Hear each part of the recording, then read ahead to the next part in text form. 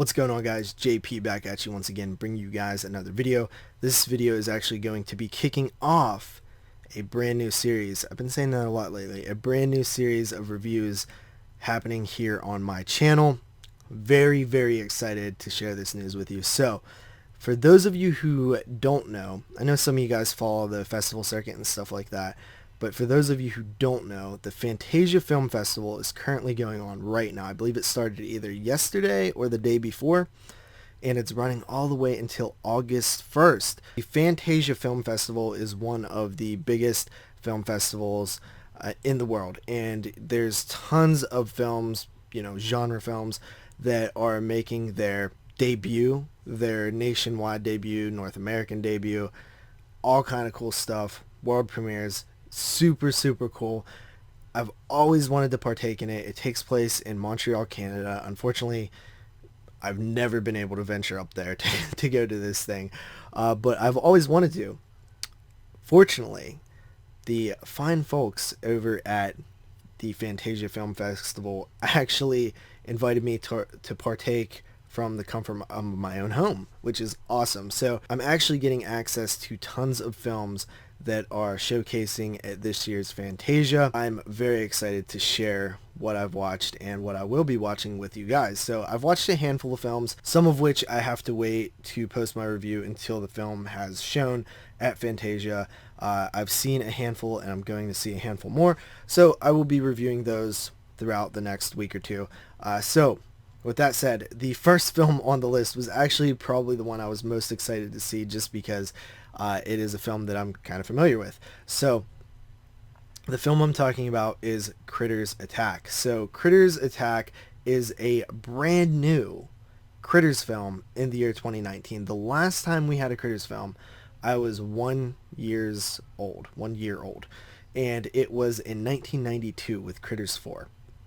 Which was pretty decent. So I was very excited to see this renaissance of Critters, if you will. We just saw that Shudder exclusive web series that was pushed into a TV series and released as a TV series on Shudder that was, panned critically. People hated it, but I think that people went in with too high of expectations. It was actually supposed to be a web series that they kind of turned into a TV show, so a lot of people didn't know that. But this is actually a produced film from Warner Brothers, and it actually is a Critters film. So let's get into my thoughts on Critters Attack. So Critters Attack follows a young girl who is a college hopeful who gets a job babysitting these two kids along with her little brother. She lives with her uncle, and it also happens to be at the same time that the Critters, or the Krites, if you will, spaceship lands on Earth and they begin attacking the town, so it's up to them to sort of stop the whole thing. Very traditional Critters plot. And also we have Dee Wallace returning in a role of Aunt Dee, who is now a bounty hunter. And I'll get to that whole thing with Dee Wallace and is she the same character or not in a couple of moments, but let me just start off by saying that those of you who are wondering if this film is going to be any good or if it's going to be, an actual Critters film, rest assured it is an actual Critters film. It isn't super low budget. Obviously, there is some budgetary limitations, but a couple of things that you should be happy with right away is practical effects. We have practical, animatronics, puppeteering with the critters, and I think that's a huge weight lifted off my shoulder when I noticed that. Very little CGI involving the critters. There is, I believe, some CGI in the film. Also, it's rated R. So this is actually the first Critters film that is rated R, which actually surprised me. So there is some blood and gore, and it actually probably is the bloody and most gory Critters film that has ever been made, which is really cool. So the film, pretty basic plot. Pretty sort of standard Critters fare. There's nothing too different about the plot other than some of the mythology has changed. So the way they deal with the critters in this one, there's like a weakness to them. I didn't like it all. I didn't think it was needed. I thought that just killing them with shotguns and axes and other means was completely fine. They didn't have to have a weakness. I didn't like that addition to the plot, the mythology of the critters. They did add something that I do like, though. They added this almost Gizmo-esque character, a good critter, a good cray, and I thought that that was pretty cool. The design is really neat and looks good, and I feel like by the fifth film, it makes sense to add some sort of mythology like that to it. It fits. It is, maybe a little bit rip-offish of the, the Gizmo character, but it was fine. I liked it. Really cool addition there. I think where this film really shines is the casting. I really, really liked the lead actress. She is very likable. It just seems like a girl that's down on her luck, had some tragedy, wants to, break out and be successful, but is kind of held down a little bit right now.